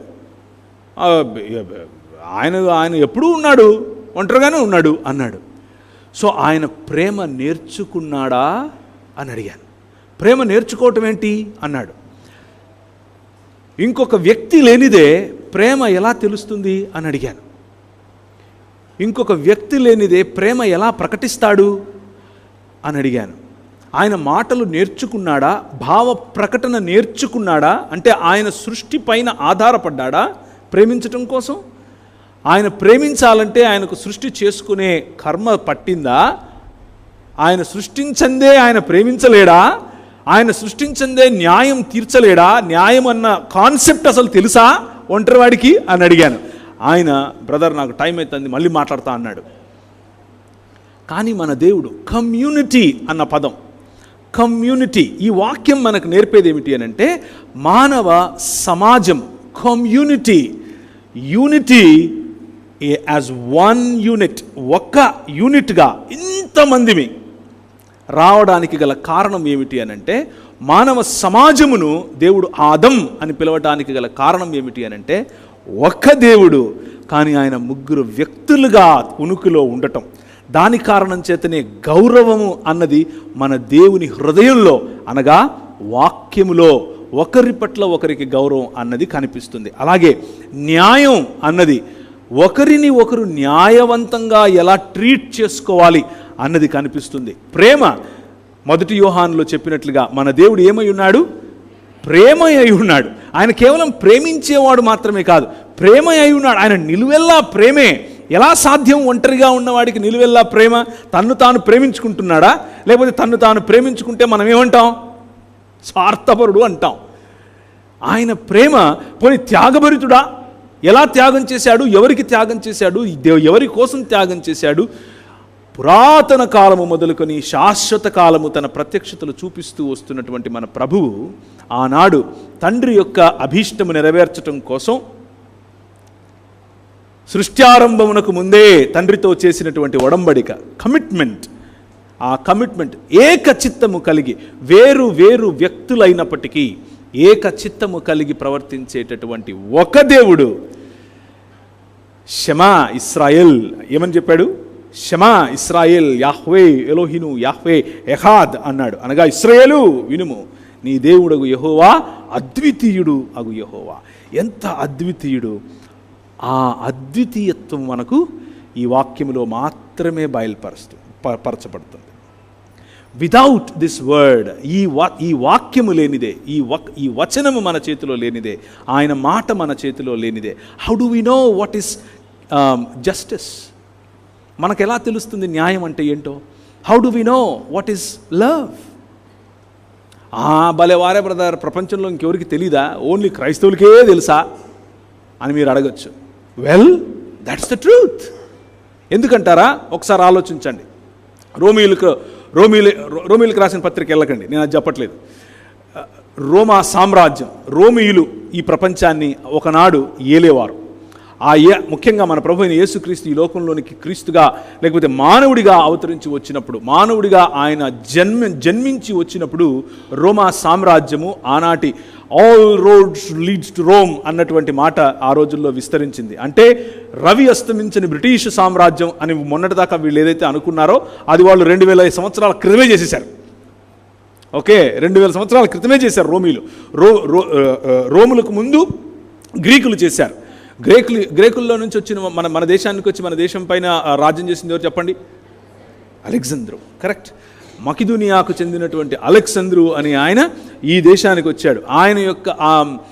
ఆయన యొక్క మంత్రివర్గంలో ఒకడైనటువంటి సెల్యూకస్ మన దేశంలో ఉన్నటువంటి గుప్తుల యొక్క పిల్లలతో పెళ్లి చేసుకుని, మౌర్యులా గుప్తులా ఎనీవేస్, వాళ్ళ ద్వారా వచ్చినటువంటి వాళ్ళే శకులు, వాళ్ళ ద్వారా శకులు శుంగులు ఇలాంటివన్నీ మెల్లిమెల్లిగా చాలా జాతులు వచ్చాయి. వారు క్షత్రియులుగా ఇక్కడ చలామణి అయ్యారు. దిస్ ఇస్ ఆల్ హిస్టరీ, మనం తర్వాత కూడా మాట్లాడుకోవచ్చు. బట్ ఎందుకు ఆ మాట చెప్పాను అని అంటే ఇలాంటి అన్ని సమాజాల్లో ఉండేవాళ్ళు కూడా వారి భావజాలాలను ప్రపంచంలో విస్తరింప చేయటం కోసం, వారి ఆలోచనలను, వారి దేవుళ్ళు చెప్పినటువంటి వాక్యాలను, వచనాలను, లేకపోతే వాక్యమును, భావజాలమును విస్తరింప చేయటం కోసం ప్రయత్నం చేశారు. అరిస్టాటిల్ అనే ఆయన యొక్క ప్రభావం చేత అరిస్టాటిల్ నేర్పించినటువంటి మాట, అరిస్టాటిల్ కంటే ముందు ప్లేటో ఉండేవాడు. ప్లేటో నేర్పించినటువంటి మాటల యొక్క ప్రభావంతో అరిస్టాటిల్ మరియు ఆయన యొక్క ప్రభావంతో అలెగ్జాండ్రు ఈ ప్రపంచాన్ని అరిస్టాటిల్ నేర్పించినటువంటి 10 virtues of a human being, ఒక మనిషికి ఉండాల్సినటువంటి 10 సుగుణాలను ఆయన ఆ 10 నాలో ఉన్నాయి, ఇక I'm ready to win over this world అని అనుకున్నాడు. అలెగ్జాండర్ యొక్క ఫిలాసఫీని, ఆ థాట్ను ఆయన మనసులో ఉంచుకున్నాడు. చాలా యంగ్గా ఉన్నప్పుడే శరీర దారుఢ్యం, లేకపోతే పౌష్టికంగా ఉండటం, మంచిగా ఆలోచించటం, వ్యూహం వేయగలగటం, ధైర్యం కలిగి ఉండటం, ఇవ్వటం, బలహీనతలు లేకపోవటం, ఇలాంటివన్నీ కూడా 10 సుగుణాలను ఆయన ఒక లిస్ట్గా వేసి వెళ్ళు అని అన్నాడు. ఈయన అలెగ్జాండర్ ఆ ప్రభావంతో ప్రపంచాన్ని జయించడానికి ప్రపంచమంతా తిరిగాడు. ప్రపంచమంతా తిరుగుతూ భారతదేశానికి కూడా వచ్చాడు. కానీ ఆయన ఉద్దేశంలో ఏంటి అని అంటే, what ever is more beneficial that belongs to you, what ever is not beneficial you can get rid of it. ఉదాహరణకు మీ ఇంట్లో ఒక ఆయన, అంటే వాళ్ళు రాసుకునేటటువంటి లేఖలు, వాళ్ళు రాసుకునేటువంటి ఉత్తరాలు, పత్రాలు మనకి ఈరోజు కూడా అందుబాటులో ఉన్నాయి కొన్ని. వాటిని కనుక మనం చూసినట్లయితే వాళ్ళు చాలా క్యాజువల్గా రాస్తారు. ఓహో, గర్భవతిగా ఉందా నీ భార్య, ఓకే, కొడుకు పుడితే కనుక మంచిగా పెంచు, కూతురు పుడితే ఎక్స్పోజ్ చేసేసేయి అని రాసుకున్నారు. సింపుల్గా ఎక్స్పోజ్ చేయటం అని అంటే అర్థం ఏమిటి అని అంటే, ఆమెను చంపేయటం, ఆమెను లేకుండా పోవటం, ఆమెను తీసేయటం. ఎందుకంటే she is not useful to you. అర్థమవుతుందా నేను చెప్పేది? This is a shock for you, right? అలా ఎలా చేస్తారు? Well, it was a norm. గ్రీకులు అలా చేశారు, వారి తర్వాత రోమియోలు అలాగే చేశారు. రోమియోలు చాలా స్పష్టంగా ఒక లా చేశారు, ఒక చట్టాన్ని తయారు చేశారు. ఏమని తయారు చేశారు అని అంటే, అది ఎప్పుడు అని అంటే క్రీస్తు శకము 250 తరువాత ఆ చట్టం చేశారు. ఎందుకు ఆ చట్టం చేయాల్సి వచ్చింది అని అంటే, ఆ రెండు అంటే క్రీస్తు శకము 250 చిల్లర వరకు కూడా క్రైస్తవ ఉద్యమం మెల్లిమెల్లిగా పెరిగింది. దేవుని వాక్యము అనేటటువంటి ఈ వెలుగు మెల్లిమెల్లిగా విస్తరించింది. దాని కారణం చేత వారి సామ్రాజ్యములో వీక్గా ఉన్న వాళ్ళను చంపొచ్చు అన్నటువంటి లేకపోతే వీక్గా ఉన్న వాళ్ళను నువ్వు సాకనవసరం లేదు, చూడనవసరం లేదు, చంపేయచ్చు, you can get rid of them అన్నటువంటి ఆ శాసనాన్ని తిరగరాశారు. ప్రతి మనిషి కూడా నీ ఇంట్లో పుట్టిన ప్రతి వాడిని పెంచి తీరాల్సిందే అన్నటువంటి ఒక శాసనం రోమియోలు చేశారు. మొట్టమొదటిసారి ప్రపంచంలో రోమా సామ్రాజ్యం చేసింది ఆ శాసనం. దానికి ముందు మన దేశంలో మొన్నటి వరకు, ఎప్పటి వరకు, మొన్న 50 సంవత్సరాల క్రితం వరకు, 60 సంవత్సరాల క్రితం వరకు, 70 సంవత్సరాల క్రితం వరకు కూడా చిన్న బిడ్డలను, స్త్రీలైతే, పిల్లలైతే చంపటం అన్నది చాలా సులువుగా చేశారు. మంచినీళ్లు తాగినట్లుగా చేశారు. ఈ రోజుకు కూడా రాజస్థాన్ మరియు ఉత్తరప్రదేశ్ లాంటి ప్రాంతాలలో ఈ రోజుకు జరుగుతుంది. చాలా దూరం అవసరం లేదు, ఈ రోజుకు కూడా జరుగుతుంది. ఏంటి కారణం? ఎందుకని మనం ఈరోజు ఇంత సులువుగా ఏం ఆడపిల్ల అయితే ఏముంది, బ్రహ్మాండంగా పెంచుకుంటాను అనే మాట మనకు ఎందుకు వస్తుంది? అది మనం ఒక శాసనంగా చదవాల్సిన అవసరం లేదు. ఎందుకు అనంటే, ఇదిగో ఈ 66 పుస్తకాలు ఉన్నటువంటి దేవుని వాక్యం. ఈ దేవుని వాక్యం స్త్రీ అయినా పురుషుడైనా ఒకే గౌరవం అని చెప్పినటువంటి ఈ వాక్యపు వెలుగు ప్రపంచములను ప్రభావితం చేసింది. అరిస్టాటిల్ చాలా కష్టపడ్డాడు, ప్రపంచాన్ని జయించాలనుకున్నాడు, కత్తిచ్చి పంపాడు, చాలా ట్రై చేశాడు. కానీ ఆయన ఫిలాసఫీలో వెలుగు తక్కువైంది. ఎందుకు అనంటే, అది లోక మర్యాదే, అది ఈ లోక మర్యాదే. కానీ మన రాజు, వస్తున్నాను అని ప్రకటించినటువంటి రాజు, వచ్చేశాను అని చెప్పినటువంటి రాజు, ఆ రాజు యొక్క వాక్యం ప్రతి స్త్రీకి డిగ్నిటీనిచ్చింది. ఎలా? ఆమె ఎప్పుడు ఎక్కడికి వచ్చి ఏ బావి దగ్గర నీళ్లు తోడుతుందో తెలుసుకుని ఆమె కోసం అంత దూరం నడుచుకుంటూ వెళ్ళి, ఆమె తను ఇప్పుడు బ్రతుకుతున్నది తన భర్తతో కాదని, అంతకుముందు తనకు 5 మంది భర్తలు ఉండేవారని తెలిసి కూడా, ఆమె సమరయురాలని తెలిసి కూడా, ఆమెతో మాట్లాడితే ఈయనను వెలేస్తారని తెలిసి కూడా, ఈయన ఒక రిలీజియస్ లీడర్గా, ముఖ్యంగా పరిసయ్యుడుగా ఉన్నప్పటికీ, ఈయన పరిసయ్యుల కుటుంబంలో పుట్టాడు, మీకు తెలిసిన విషయమే. అలాంటి వారు వాళ్ళని తాకకూడదు, మాట్లాడకూడదు, వాళ్ళని ముట్టుకోకూడదు అని తెలిసి కూడా ఆయన ఆమె దగ్గరికే వెళ్ళి ఆమె చేదిన నీళ్లను ఆయన త్రాగి ఆమె ద్వారా వచ్చినటువంటి మిగిలిన అనేకులకు రక్షణ సువార్తను ప్రకటించి అమ్మా అని పిలిచాడు. చూసారా? That makes the difference. That is God. అది వాక్యము. వాక్యము మనకిచ్చేటటువంటి దృక్పథం సంఘాన్ని, సమాజాన్ని, హృదయాలను కడుతుంది. సంఘాన్ని, సమాజాన్ని, హృదయాలను నిర్మిస్తుంది. ఆ నిర్మాణంలో ఐక్యత కనిపిస్తుంది. ఆ నిర్మాణంలో సుభిక్షత కనిపిస్తుంది. దేవుని వాక్యము రిలీజియస్గా కేవలము మతపరంగా గనక చదివితే అందులో నుంచి డాక్ట్రిన్ తీస్తావు బయటికి. ఏమని? ఏదో కొన్ని ఫార్ములాలు పెట్టుకుని ఆ ఫార్ములా ఇది, ఈ ఫార్ములా ఇది, మన దేశంలో మమా అన్నట్లు మనం కూడా ఆమెనంటే అయిపోతుంది. దాట్ ఈజ్ భక్తి, దట్ ఈజ్ రిలీజియస్ భక్తి. కానీ commitment to the heart of God, దేవుని హృదయానికి నువ్వు ఇచ్చేటటువంటి కమిట్మెంట్, దేవుని హృదయానికి హృదయంతో నువ్వు చేసేటటువంటి ఒడంబడిక, ఆయన మాటను తూచా తప్పకుండా పాటించటము ద్వారా కలుగుతుంది. ప్రపంచములను, దేశ రాజులను, దేశములను ఏలే వారిని ఈ వాక్యం ఏం చేసింది? ఇప్పుడు మళ్ళీ చదవండి, 2 తిమోతిలో మనం చదివింది. బుద్ధి చెప్పింది, సరిచేసింది, శిక్షణనిచ్చింది, సన్మార్గము చూపించేలా ప్రతి సత్కార్యానికి కూడా ప్రతి సత్కార్యమునకు పూర్ణముగా సిద్ధపడి ఉండునట్లు దైవావేశం వల్ల కలిగిన ప్రతి లేఖనము ఉపదేశించుటకును, రాజ్యములకు ఉపదేశించింది వాక్యం, ఖండించుటకును, తప్పుదిద్దుటకును, నీతి యందు శిక్ష చేయుటకును ప్రయోజనకరమైనది. రైట్. ఇది తిమోతికి, ఒక సంఘానికి చెప్పటానికి ఆయన రాశాడు. అది నిజమే. కానీ తిమోతి ఒక సంఘము అనంటే కేవలము 4 గోడల మధ్య కూర్చున్నటువంటి కొంతమంది ప్రజలు అన్నటువంటి దృక్పథంలో పెరగలేదు. ఎవరూ పెరగలేదు. మెల్లిమెల్లిగా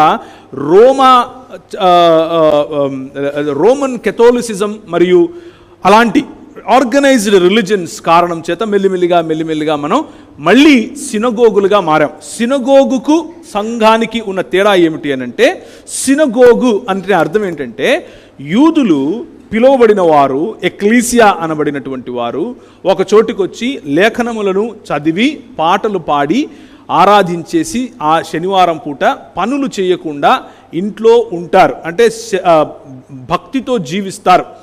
అదే మనము చేసి అదే మనము సంఘము అని అనుకున్నాం. కానీ నిజానికి ఎక్లీసియా అన్న పదానికి అర్థం ఏమిటి అనంటే, ఎవరు ఈ పదాన్ని వాడారు అనంటే, ఎక్లీసియా అన్న పదము పాత నిబంధన గ్రంథంలో దేవుడు ఇశ్రాయేలుకు వాడి వారిని ఒక జనాంగముగా, ఒక దేశముగా, ఒక రాజ్యముగా నిర్మిస్తాను అని చెప్పాడు. రాజ్యమున కొరకు లేకపోతే ప్రత్యేకపరచబడినటువంటి జన సమూహమునకు వాడినటువంటి పదం ఎక్లీసియా, పిలువబడిన వారు అన్నటువంటి పదం. ఆ పదం నూతన నిబంధన గ్రంథంలోని మన ప్రభువు ఒకసారి వాడాడు ఎక్లీసియా అన్న పదాన్ని. ఎవరితో వాడాడు?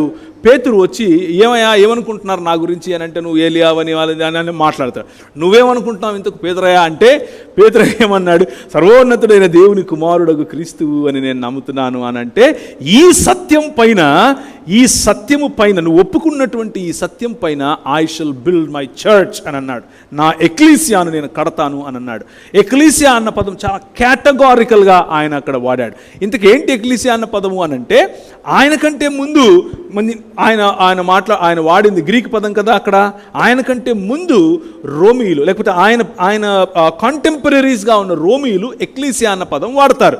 దేనికి వాడతారు అనంటే, లేకపోతే ఆ రోమీయుల కంటే ముందు గ్రేకులు ఉన్నారు, వాళ్ళు కూడా ఎక్లీసియా అన్న పదం వాడతారు. దేనికి వాడతారు అనంటే, వారి భావజాలాన్ని విస్తృతం చేయటం కోసం. కైసర్ ఎలా ఉంటాడు, కైసర్ అగస్తస్ యొక్క గొప్పతనం ఏంటి, కైసర్ అగస్తస్ ఎలా తింటాడు, కైసర్ అగస్తస్ ఎలాంటి బట్టలు వేసుకుంటాడు, కైసర్ అగస్తస్ ఎలాంటి పర్ఫ్యూమ్ వేసుకుంటాడు, కైసర్ అగస్తస్ ముందుకెళ్ళినప్పుడు ఎలా వంగాలి, దీన్ని కైసర్ కల్ట్ అని పిలిచారు. ఇదొక ఆ రోజుల్లో ప్రివైల్డ్గా ఉన్నటువంటి భావజాలం. ఎక్కడ చూసినా కానీ కైసర్ అగస్తస్ యొక్క విగ్రహాలు కనిపిస్తాయి. ఎక్కడ చూసినా కానీ కైసర్ తిబేరియస్ యొక్క విగ్రహాలు కనిపిస్తాయి. Caesar Tiberius is the son of God, Caesar Augustus is God, he is థియాన్ అని చెప్పుకునేటటువంటి కల్ట్. వారేం చేశారు అనంటే, కైసర్ యొక్క గొప్పతనం ప్రకటించడం కోసం, ఎక్కడికి వెళ్ళినా కానీ ఆయనను గురించి మాట్లాడటం కోసం సోల్జర్స్ కానటువంటి వారిని కొంతమందిని ఏర్పరిచారు. వీళ్ళ పని ఏంటి అనంటే, సంస్కృతులలోనికి చొచ్చుకొని పోవాలి. సమాజంలోనికి చొచ్చుకొని పోవాలి. They are committed to Caesar Augustus, they are committed to Caesar Tiberius. అలాగే వీళ్ళకంటే ముందు గ్రీకులు ఉన్నారు. గ్రీకులు అరిస్టాటిల్ యొక్క సిద్ధాంతం, ప్లేటో యొక్క సిద్ధాంతం, వారి యొక్క దార్శనికత అంటే ఫిలాసఫీ, వారి యొక్క ఆలోచనలు, వారి యొక్క పద్ధతి, జీవన విధానం, వారి యొక్క పైథాగరస్ చెప్పినటువంటి మాటలు, ఇలాంటి ప్లేటో చెప్పినటువంటి మాటలు, ఆ తర్వాత మెల్లిమెల్లిగా అది నియో ప్లెటోనిజంగా మారటం, వీటిని ఎక్కడెక్కడైతే వారు రాజ్యాలను స్వతంత్రించుకున్నారో, ఉదాహరణకు పంజాబ్, సింధు, కూషాను, తర్వాత ఆఫ్ఘనిస్తాన్ మన దేశంలో భాగం ఆ రోజుల్లో, అలా కిర్గిస్తాన్, ఎక్కడెక్కడైతే వాళ్ళు ఈ ప్రపంచంలోని దేశాలను, కాన్స్టంటినోపోల్ అంటే ఇప్పుడున్నటువంటి టర్కీ, వీటిని చెరపట్టారు, ఈ రాజ్యాలను ఆక్రమించారో అక్కడక్కడ ఎక్లీసియా అన్నటువంటి ఈ సమాజము చొచ్చుకొని పోతుంది. వాళ్ళకు గ్రీకు నేర్పిస్తుంది, వాళ్ళకు గ్రీకు భాషలో మాట్లాడటం నేర్పిస్తుంది, గ్రీకులలాగా ఆలోచించటం నేర్పిస్తుంది, గ్రీకులలాగా రాయటం నేర్పిస్తుంది. మీకు ఒక విషయం తెలుసో తెలియదో, మన అశోక ద గ్రేట్, అశోకుడు ఇంట్లో గ్రీకు మాట్లాడేవాడు. తను రాసినటువంటి వ్రాతప్రతులు అనేకం గ్రీకులో ఉంటాయి. తను వేయించినటువంటి శిలాఫలకాలు అనేకం గ్రీకులో ఉంటాయి, తమిళంలో ఉంటాయి. సంస్కృతం ఎక్కడ కనపడదు. పాలి భాషలో ఉంటాయి, గ్రీకులో ఉంటాయి, తమిళంలో కూడా ఉంటాయి. ఆయన వేసినటువంటి మన ప్రాంతం దాటిన తర్వాత తమిళంలో బయటపడ్డాయి. So how is it possible?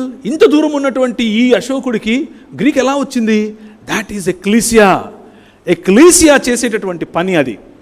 They transform societies, they transform your language, they transform the way you think, they transform the way you talk about peace, the way you talk about justice, the way you talk about, look at human beings. ఇదంతా కూడా నీ ఆలోచనలో మార్పును తీసుకొస్తుంది. మన ప్రభువు అదే పదాన్ని వాడి నీకు నాకు కలీసియా అని పిలిచాడు. మనం అప్పటికే ఆయనకు ఆల్రెడీ, ఆయన ఈ పేతురు నువ్వు అన్న మాట మీద నా సినగోగును కడతాను అన్నాడా? No, synagogue was already there.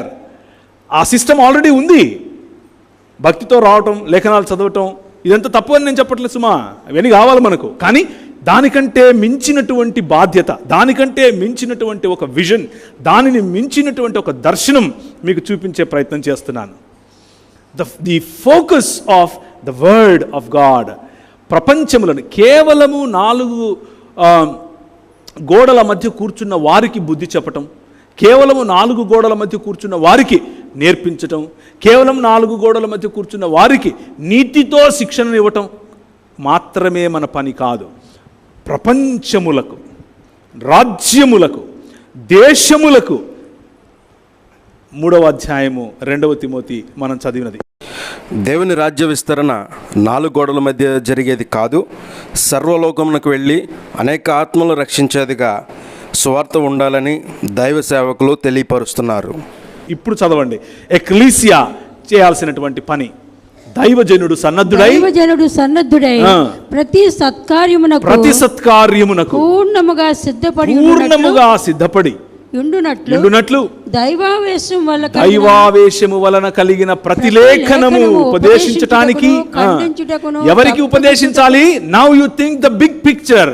I am here to teach nations, ప్రపంచములకు, రాజ్యములకు.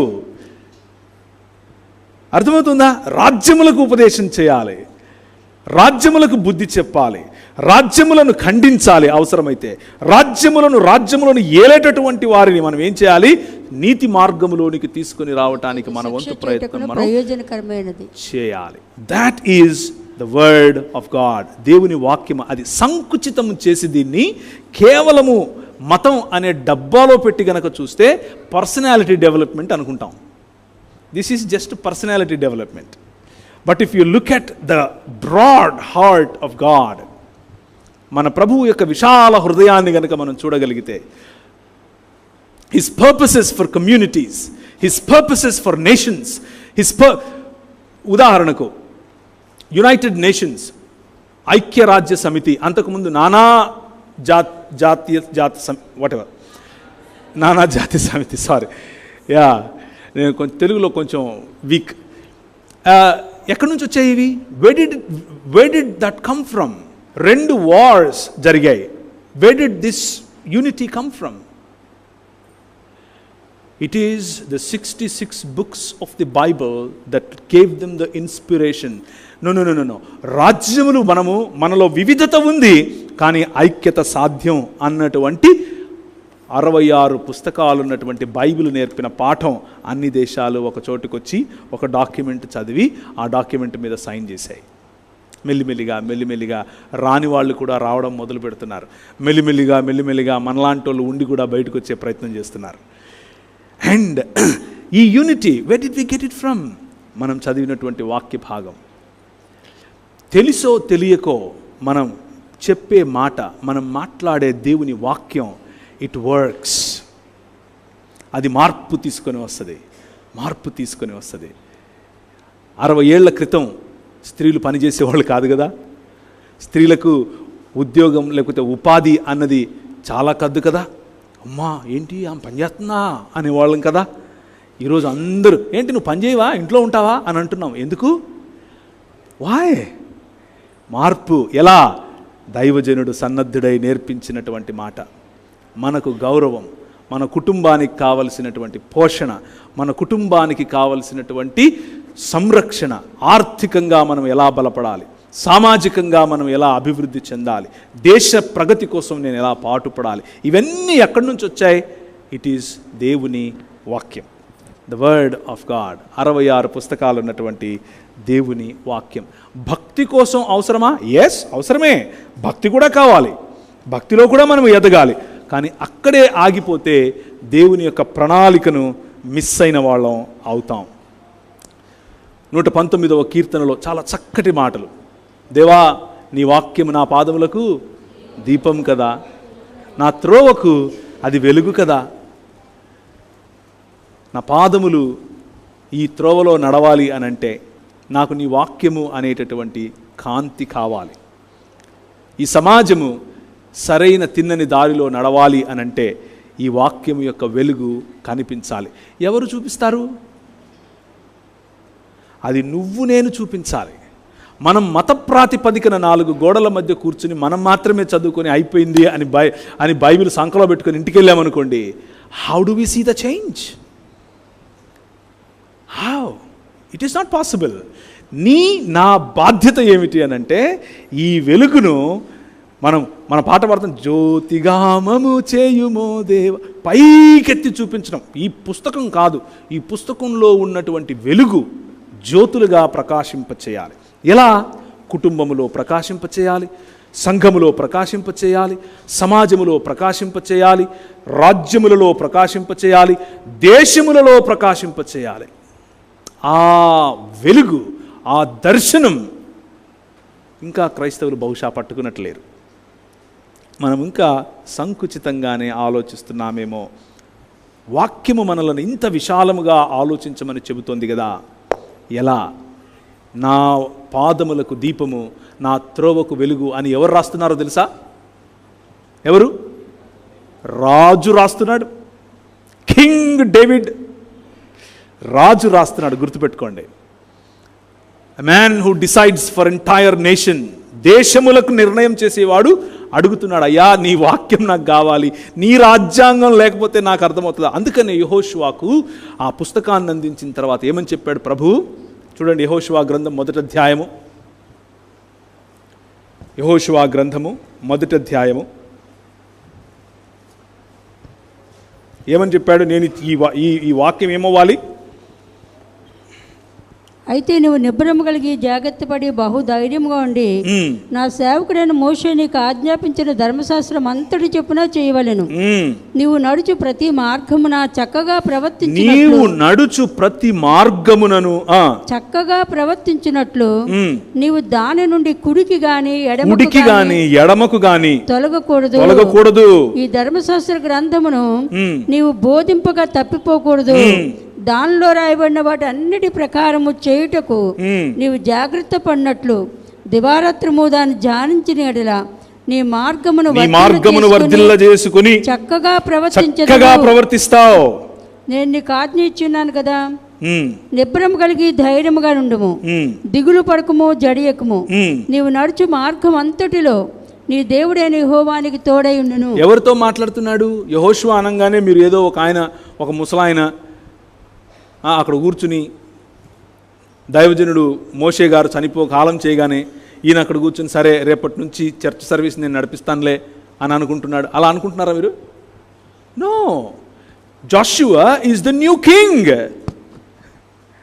Jashuva is the new king to Israel. మనకు రాజులను వద్దన్నాడు ప్రభు. ఎవరిని పెట్టాడు? న్యాయాధిపతులను పెట్టాడు. న్యాయాధిపతులను పెట్టడానికి రాజులు ఉద్భవించటానికి ముందుగా దేవుని యొక్క ప్రజలను నడిపించే నాయకుడుగా, రాజుగా, న్యాయాధిపతిగా ఉన్నవాడు రెండవ సంఖ్యలో వచ్చినవాడు. మొదటి సంఖ్యలో మోషే అయితే రెండవ సంఖ్యలో వచ్చినవాడు యెహోషువ. He is the one that decides for the community. రాజులను ప్రభావితం చేయటానికి ఇవ్వబడింది ఈ వాక్యం. This is not an ordinary book. This is not some prescription. ఇది చేస్తే బాగుంటుంది, నువ్వు ఇది చేస్తే నువ్వు బాగుంటావు, ఇది చేస్తే నీకు బెంచ్ కార్ వస్తుంది, ఇది చేస్తే నీకు స్వస్థత వస్తుంది. ఇవన్నీ వస్తాయి, ఓకే. ఇండివిజువల్కి కూడా అన్నీ అప్లై అవుతాయి, ఓకే. బట్ దానిని మించినటువంటి దర్శనం చూడండి అని నేను పిలుపునిస్తున్నాను. ఈ కాకినాడకు సంబంధించినటువంటి ప్రతి కుటుంబం, క్రైస్తవులైనా క్రైస్తవులు కాకపోయినా, ప్రతి అంగడి క్రైస్తవులదైనా క్రైస్తవులది కాకపోయినా, ప్రతి ఇల్లు క్రైస్తవులదైనా క్రైస్తవులది కాకపోయినా నీ చేత ఆశీర్వదింపబడాలి, నీ ద్వారా ఆశీర్వదింపబడాలి. అలాంటి స్థితిగతులలోనికి వెళ్ళటానికి ఈ పుస్తకం ఒక్కటే సాధ్యం. ఈ పుస్తకం ఒక్కటే నీకు అవకాశం ఇస్తుంది.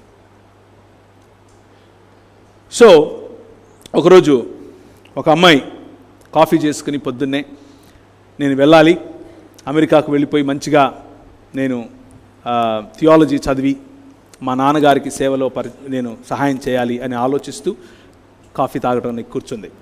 కిటికీ కొద్దిగా ఓపెన్ చేసి కూర్చుంది.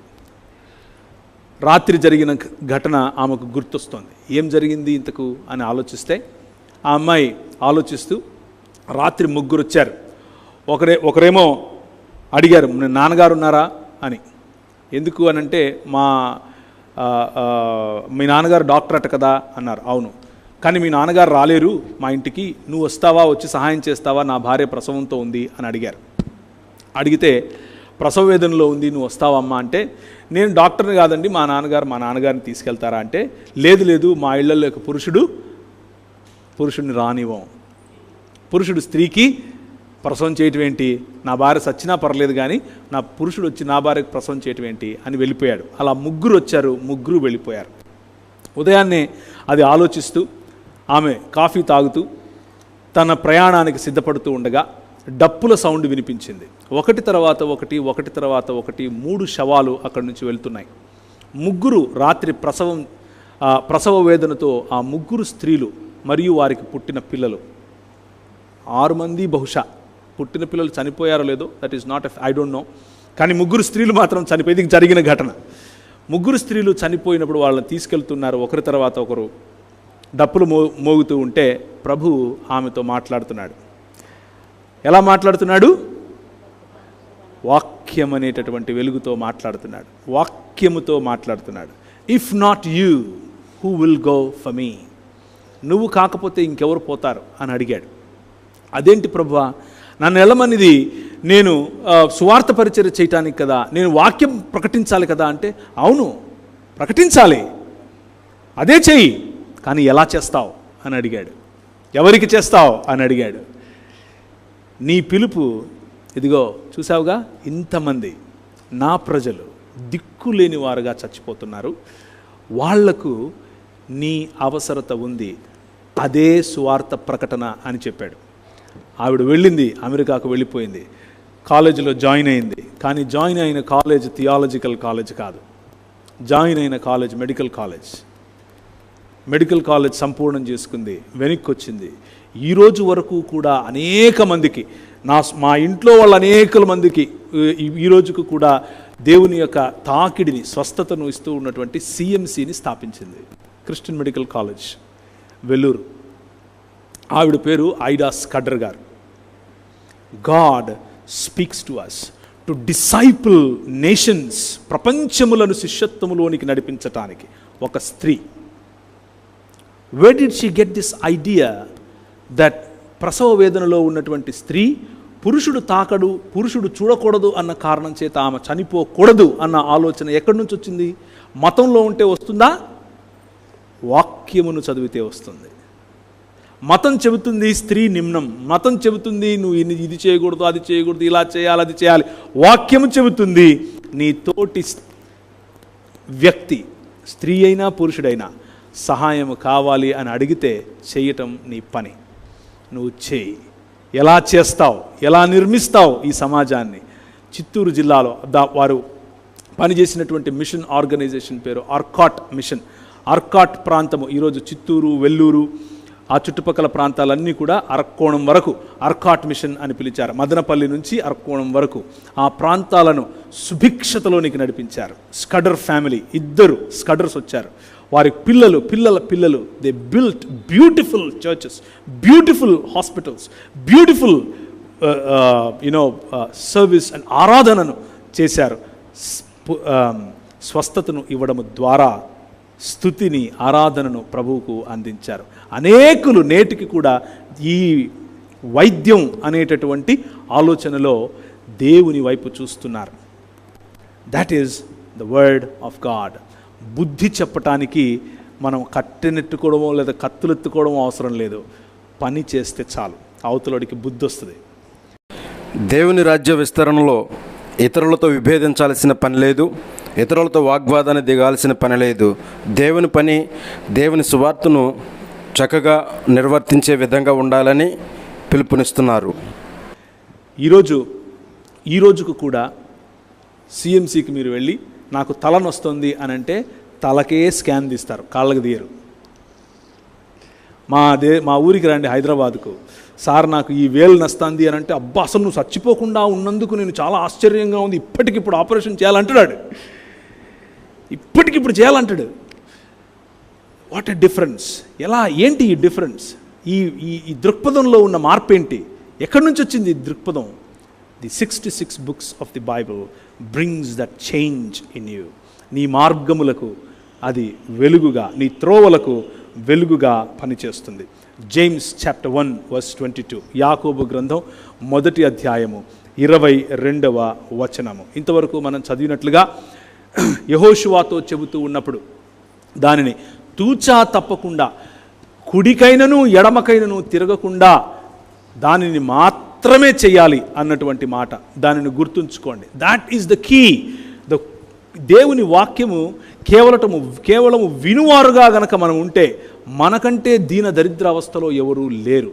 మనం వినువారుగా మాత్రమే ఉండకూడదు. చదవండి ఎవరైనా. 1:22. మీరు వినువారు మాత్రమై ఉండి మిమ్మును మీరు మోసపుచ్చుకొనకుండా వాక్య ప్రకారం ప్రవర్తించువారినై ఉండుడి. చాలు. ఎందుకు ప్రవర్తించాలి? ప్రవర్తించకపోతే మనల్ని మనం మోసం చేసుకోవటం ఏంటి? ఎందుకు మోసం చేసుకుంటున్నాం? మోసం ఏమిటి అని అంటే, ప్రవర్తిస్తే you belong to one kingdom, ప్రవర్తించకపోతే you belong to another kingdom. You think that you are living in this kingdom whereas you are living in this kingdom. 2 రాజ్యాలు ఉన్నాయి, ఆయన రాజ్యము మరియు ఈ లోక మర్యాద. ఈ లోకములో ఉన్న రాజ్యములు. ఆయన రాజ్యములో బ్రతకాలి అని అంటే ఆయన రాజ్యాంగమును కేవలం వినటం కాదు, పొద్దున్నే పెట్టుకొని అది చేయాలి. అది మన నరనరాలలో ఇంకిపోవాలి, మన డిఎన్ఏలో ఇంకిపోవాలి, మన దృష్టిలో ఇంకిపోవాలి, మన మాటలలో ఇంకిపోవాలి, మన దృక్పథంలో ఇంకిపోవాలి, మన ఆలోచనల్లో ఇంకిపోవాలి, మన పిల్లలను పెంచడంలో ఇంకిపోవాలి. వాక్యము యొక్క వెలుగు ఎంతగా నిండాలి మన కుటుంబంలో అంటే, it is like drowning or మునిగిపోవటం వాక్యంలో. డ్రెంచింగ్, పైన ఇలా కుండపోత పడితే మనం ఎలా తడిసిపోతాం, అలా దేవుని వాక్య దృక్పథంలో మనం తడిసిపోవాలి. ఎలా సాధ్యం అది? ఇంతవరకు చదివినట్లుగా ధ్యానించటం. నీ హృదయం నుంచి పక్కకు అది పోకూడదు. ప్రతి చోట ధ్యానించటం, ప్రతి దానిలో ధ్యానించటం. That is what the kingdom life style is. దేవుని వాక్యం యొక్క శక్తి, దేవుని వాక్యములో ఉన్నటువంటి శక్తిని మనము అనుభవిస్తూ ఆ శక్తిని మనం అనేక మందికి పరిచయం చేసేటటువంటి వారముగా ఉండటం. That is how kingdoms are brought to the feet of Jesus. ఒకసారి ఈ వాక్యం యొక్క శక్తిని ఒకసారి చూడండి. 2వ కొరింథీయులకు రాసినటువంటి పత్రిక, కొరింథీయులకు రాసిన 2వ పత్రిక. ఈ వాక్యము నీకు ఏం ఇస్తుంది, ఏంటి దీని ప్రాధాన్యత ఏంటి నీ జీవితంలో అని మనం మాట్లాడుకుంటున్నాం. ఈ ప్రాధాన్యత ఏమిటి అని అంటే, నువ్వేం చేయగలవు దీనితో అని గనక ఆలోచిస్తే, ఈ ప్రపంచంలో 2వ కొరింథీయులకు రాసిన పత్రిక 3 నుంచి, మేము శరీరధారులమై నడుచుకొంచున్నాను, శరీర ప్రకారం యుద్ధము చేయము, మా యుద్ధోపకరణములు శరీర సంబంధమైనవి కావు గాని దేవుని ఎదుట దుర్గములను పడద్రోయ జాలినంత బలము గలవై ఉన్నవి. మేము వితర్కములను దేవుని గుర్చిన జ్ఞానమును అడ్డగించు ప్రతి ఆటంకమును పరద్రోసి ప్రతి ఆలోచనను క్రీస్తుకు లోబడినట్లు చెరపట్టి మీరు సంపూర్ణ విధేయతను కనుపరిచినప్పుడు సమస్తమైన అవిధేయతకు ప్రతిదండన చేసి సిద్ధపడి ఉన్నాము. చాలు. తిమోతికి ఏ మాటలు అయితే చెప్పాడో ఆ మాటలను పౌలు స్వయంగా చేస్తున్నట్లుగా చెప్తున్నాడు. ప్రతిదండన చేయటం, లేకపోతే శిక్షణ చేయటం, లేకపోతే ప్రతి ఆలోచనకు బుద్ధి చెప్పటం, ఖండించటం, వాటిని తిరిగి క్రీస్తు యొక్క ఫ్రేమ్వర్క్లోనికి తీసుకొని రావటం. ద క్రిస్టియన్ ఫ్రేమ్వర్క్ ఆర్ క్రీస్తు యొక్క ఫ్రేమ్వర్క్ ఏంటి? సమానత్వం. క్రీస్తు యొక్క ఫ్రేమ్వర్క్ ఏమిటి? ప్రేమ, ఐక్యత, క్షమాపణ, కరుణ, కనికరం, వగైరా వగైరా వగైరా వగైరా. ఇవన్నీ కూడా ఎలా, ఏం చేస్తాను నేను అనంటే, ఆయన అంటున్నాడు, నేను యుద్ధంలో ఉన్నాను. నువ్వు ఒప్పుకున్నా ఒప్పుకోకపోయినా, ప్రియమైనటువంటి క్రైస్తవ సంఘ సభ్యులకు, క్రైస్తవులకు చెప్తున్నటువంటి మాట, మీరు ఒప్పుకున్నా ఒప్పుకోకపోయినా you are in the war. మీరు ఒక యుద్ధంలో ఉన్నారు. ఆ యుద్ధము భావజాలములకు సంబంధించిన యుద్ధం. ఆ యుద్ధము మనుషులకు మధ్య చిచ్చు పెట్టే, విభజించి పాలించేటటువంటి యుద్ధం, లేకపోతే మనుషులంతా సమానమనేటటువంటి ఐక్యతకు సంబంధించిన యుద్ధం. సంఘములో, సమాజములో ఆనాడే వచ్చినటువంటి ఈ చీలికలకు, లేకపోతే మాటలకు పౌలు చెప్తున్నటువంటి మాట ఏమిటి అని అంటే, మేము యుద్ధంలో ఉన్నాం, యుద్ధరంగంలో ఉన్నాం, మాకు తెలుసు ఆ విషయం.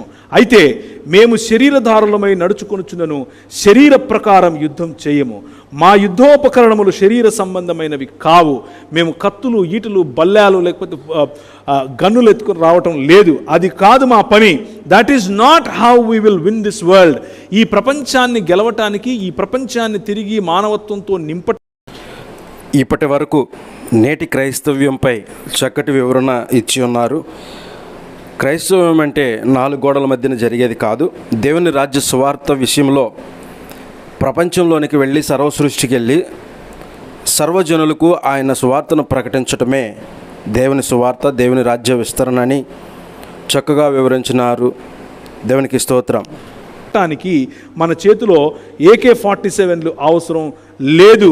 కానీ దేవుని ఎదుట దుర్గములను, మా యుద్ధోపకరణములు శరీర సంబంధమైనవి కావు గాని దేవుని ఎదుట దుర్గములను పడద్రోయజాలనంత బలము గలవై ఉన్నవి. మేము వితర్కములను, దేవుని గుర్చిన జ్ఞానము అడ్డగించు ప్రతి ఆటంకమును పడద్రోసి ప్రతి ఆలోచనను క్రీస్తుకు లోబడినట్లు చెరపట్టి, ఆలోచనలను చెరపట్టేటటువంటి భావజాలం, ఆలోచనలను చెరపట్టేటటువంటి దేవుని వాక్యము, ప్రతి భావజాలాన్ని క్రీస్తు యొక్క పాదముల దగ్గరికి గుంజుకొని తీసుకుని వచ్చే, ఈడ్చుకొని తీసుకుని వచ్చేటటువంటి తర్క వితర్కములను సైతము ఎదుర్కొనేటటువంటి దేవుని వాక్యం అనే జ్ఞానం. when you are filled with this kind of when you are filled with this word, Acts of Apostles, అపోస్తలుల కార్యము 6వ అధ్యాయంలో స్టెఫెను గురించి మీరు చదువుతారు. అలాగే బర్నబా గురించి మీరు చదువుతారు. ఇప్పుడు తీయాల్సిన అవసరం లేదు. యాక్ట్స్ ఆఫ్ అపాసల్స్లో స్టెఫెను గురించి మాట్లాడినప్పుడు ఏముంటుందంటే, he was full of wisdom and full of grace అని ఉంటుంది. ఆయన కృపచేతను మరియు జ్ఞానము చేతను నిండుగా ఉన్నాడట. Because he was full of this word of God. దేవుని యొక్క వాక్యము చేత నింపబడి ఉన్నాడు. కాబట్టి దాని ప్రాధాన్యతను అర్థం చేసుకుంటే మనకు వచ్చేటి 2, జ్ఞానము మరియు కృప. మనకు వాక్యము కేవలము తెలుసుకుంటే, దాన్ని అనుసరించలేకపోతే, దాని ప్రకారం జీవించలేకపోతే ఉప్పొంగేటటువంటి కొవ్వు పడతాం. జ్ఞానం రాదు, గర్వం వస్తుంది, అవతలి వాడిని చిన్న చూపు చూసేటటువంటి ఆలోచన వస్తుంది. ఈ అయ్యగారు వెళ్తూ ఉంటే వెనకల బైబిల్ పట్టుకొని ఒకడు, ఆయన చెప్పులు మోసుకుంటూ ఇంకొకడు, ఇలాంటి గొప్పలు వస్తాయి. కానీ ఇఫ్ వీఆర్ లైక్ స్టెఫెన్ వంటి వారమైతే, when we are full of glory, full of knowledge, full of wisdom, we are full of grace, కృపను చూపించగలుగుతాం. ప్రపంచాన్ని శాసించటానికి కావలసింది చేతిలో AK-47లు లేకపోతే కత్తులు కటార్లు కాదు, క్రీస్తు చూపించినటువంటి పైవస్త్రాన్ని విప్పగలిగేటటువంటి ధైర్యం, నడుముకు తువ్వాలు కట్టుకోగలిగేటటువంటి తెగువ, అవతలి వాడు పాదముల దగ్గరికి వచ్చి నేను నీ కాళ్ళు కడగచ్చా అని అడిగేటటువంటి అణకువ. And that's how you will rule this world. You will come back to the authority. నిన్న మనం చూసుకున్నట్లు కోల్పోయిన అధికారాన్ని, కోల్పోయినటువంటి దేవునితో సంబంధాన్ని తిరిగి సంపాదించటమే ఈ దుర్గములను పడద్రోసేటటువంటి మినిస్ట్రీ. దుర్గములను పడద్రోయజాలినంత బలము కలిగినటువంటి దేవుని వాక్యము. దెర్ ఆర్ మెనీ, చాలా దుర్గాలు ఉన్నాయి ఈ లోకంలో. డబ్బు అనే దుర్గం, financial capital, arts and media అనేటటువంటి దుర్గం. మీకు ఒక చాలా షాకింగ్ న్యూస్ ఒకటి చెప్తాను చూడండి. మన క్రైస్తవ సమాజంలో ఉన్నటువంటి ఒక పేరు మోసినటువంటి ఒక డినామినేషన్ ఒకానొక సమయంలో ఒక పెద్ద ఎజిటేషన్ చేసింది. ఏంటా ఎజిటేషన్ అని అంటే, నల్ల జాతికి చెందిన వాళ్ళు మనుషులు కాదు కదా, వాళ్ళు మనుషులు కానప్పుడు వారు స్లేవ్స్గా లేకపోతే వాళ్ళు బానిసలుగా ఉండటంలో తప్పేముంది, బైబిల్ కూడా అదే చెప్తోంది కదా అని వాళ్ళు ఒక పెద్ద ఎజిటేషన్ చేశారు. అమెరికా దేశం అంతా దీని గురించి మాట్లాడుకుంది. ఎందుకు అనంటే, ఆనాటి బ్రిటన్లో ఉన్నటువంటి మన నిన్న మీకు చెప్పినటువంటి ఒకానొక పార్లమెంట్లో లేకపోతే లండన్ హౌస్ ఆఫ్ కామన్స్లో ఒక ఆయన నిలబడుకున్నాడు. ఆయన పేరు విలియం విల్బర్ఫోర్స్. విలియం విల్బర్ఫోర్స్ గారు నిలబడి, నల్ల జాతికి చెందిన వారు కూడా మనుషులే, నల్ల జాతికి చెందిన వారిని మనం గౌరవించక తప్పదు. ఎందుకంటే ఇస్పనియాల్ లేకపోతే స్పానిష్ ఇన్వేషన్స్ ఎప్పుడైతే జరిగాయో, స్పానిష్ మాత్రమే కాదు, యూరప్ నుంచి వెళ్ళిన అనేక ఇన్వేషన్స్, నల్ల జాతి ప్రజలను ఆఫ్రికా నుంచి వాళ్ళను జంతువులుగా మెడకు కట్టేసి, కుక్కలను మనం ఎలాగైతే తీసుకెళ్తాం వాక్కు, అలా తీసుకెళ్లేవాళ్ళు. ఓకే, అలా తీసుకుని వచ్చే సమయంలో వారికి వీరు తిన్న తరువాత ఉదయం వీరు చేసే ఎక్స్క్రమెంట్స్ను వాళ్ళకు భోజనంగా పెట్టేవాళ్ళు. ఎందుకంటే ఎక్కువ నిల్వలు ఉండేవి కాదు కదా, 30 రోజులు 40 రోజులు ప్రయాణం చేయాలి, అంతమందిని వేసుకుని ప్రయాణం చేయాలి, ఎలా?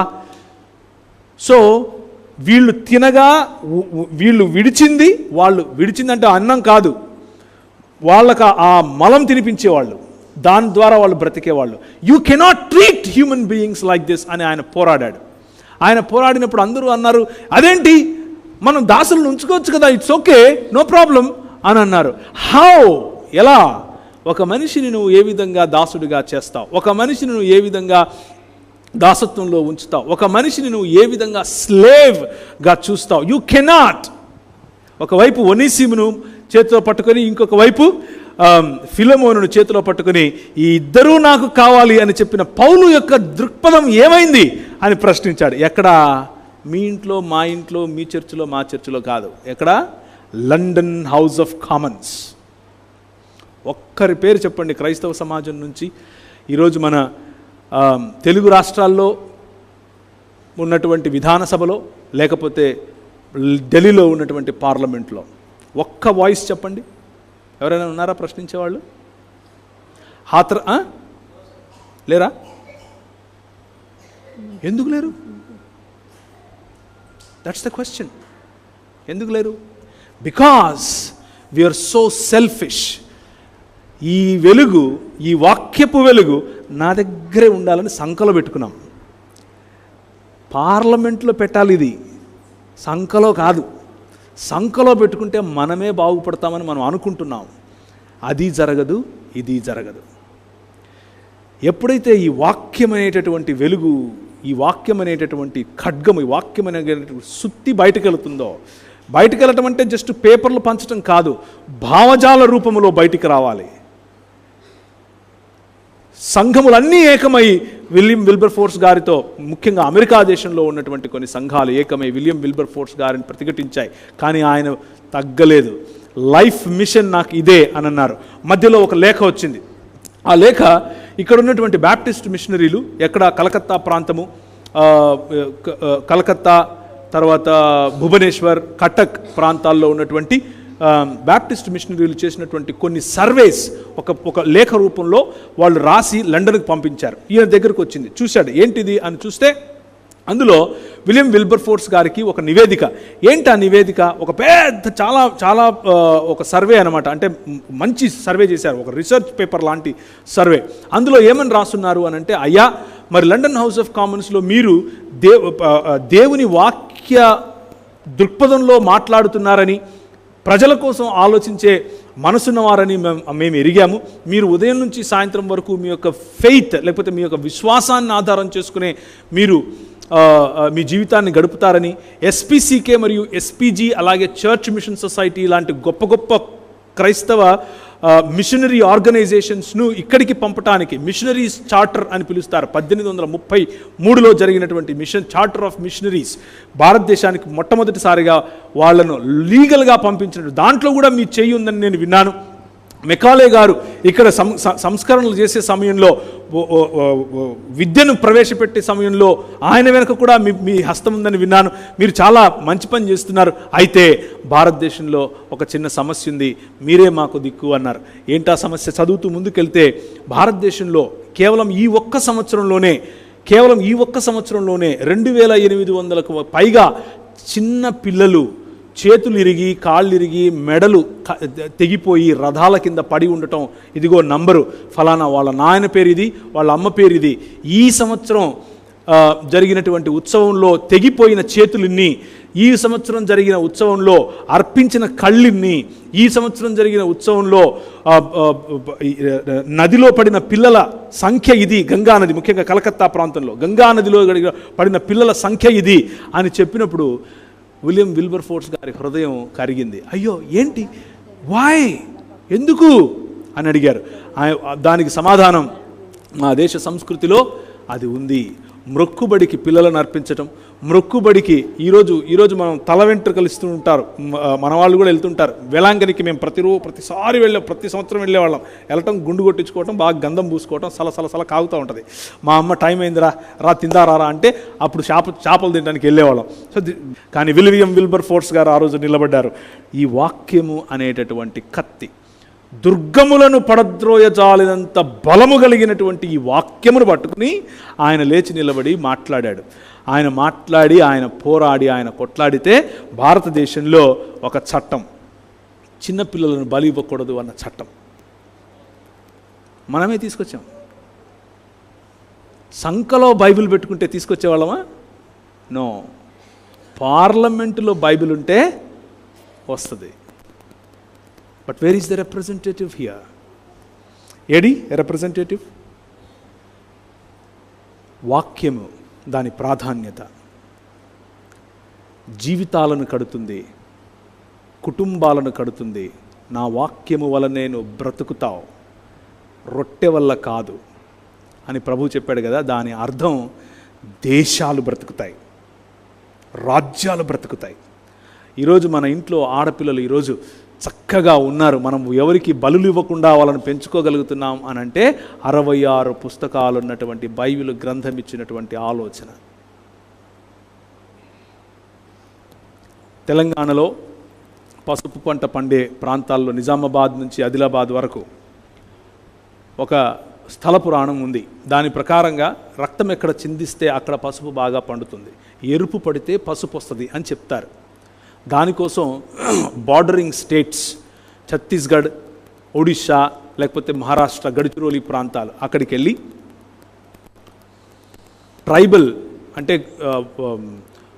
ఆదివాసీ పిల్లలను కొనుక్కొని వస్తారు. చిన్నపిల్లలను కొనుక్కొని వచ్చి వెనకల కత్తులు పట్టుకొని వాళ్ళని నరుకుతూ ఉంటే వీళ్ళు పరిగెడతారు, బాధ తట్టుకోలేక పరిగెడతారు. వాళ్ళ రక్తం ఎక్కడెక్కడ చిందితే అంత మంచిది అని నమ్మారు. అలా చేయటానికి వీలు లేదు అని క్రైస్తవ సమాజం తీసుకొచ్చినటువంటి act. You cannot do that అని మనం ఒక యాక్ట్ చేసాం. దాని కారణం చేత ఈరోజు మనకు అలాంటివి కనిపించవు. ప్రతి ఒక్కరికి కూడా దేవుని యొక్క కృప, దేవుని యొక్క సన్నిధి, మనము నడిచిన చోట మనం విత్తినది కోస్తాం. మనం నడిచిన చోట ఆ చోటంతా మనదవుతుంది. మనం పట్టిందల్లా బంగారం అవుతుంది. అదే యెహోషువ. నేటి క్రైస్తవ్యంపై యావత్ క్రైస్తవ ప్రపంచ జనాభాకు చక్కటి వివరణను దైవ సేవకులు తెలియపరిచి ఉన్నారు. దేవునికి స్తోత్రం. చెప్పింది, నువ్వు నడిచిన భూమి అంతా నీకు ఇస్తాను. నువ్వు ఏ వాగు కావాలో అది తీసుకో. గిల్గాలు కావాలా ఇచ్చేస్తా, ఎరికో కావాలా బూరలోది చాలు ఇచ్చేస్తా. మామూలుగా ఊరికి బూరలోది నువ్వు కట్టని దేశంలో నేను పెడతా అని అన్నాడు. The only thing you need to understand is దేవుని వాక్యం అనే దృక్పథం. Look at the world through the eyes of God. దేవుని కళ్ళతో ఈ ప్రపంచాన్ని చూడటం, అది దీని ద్వారానే సాధ్యం. Not getting stuck in religion, మతములో ఆగిపోవటం కాదు. మతానికి పైన దేవుని రాజ్యం అనేటటువంటి ఆలోచన.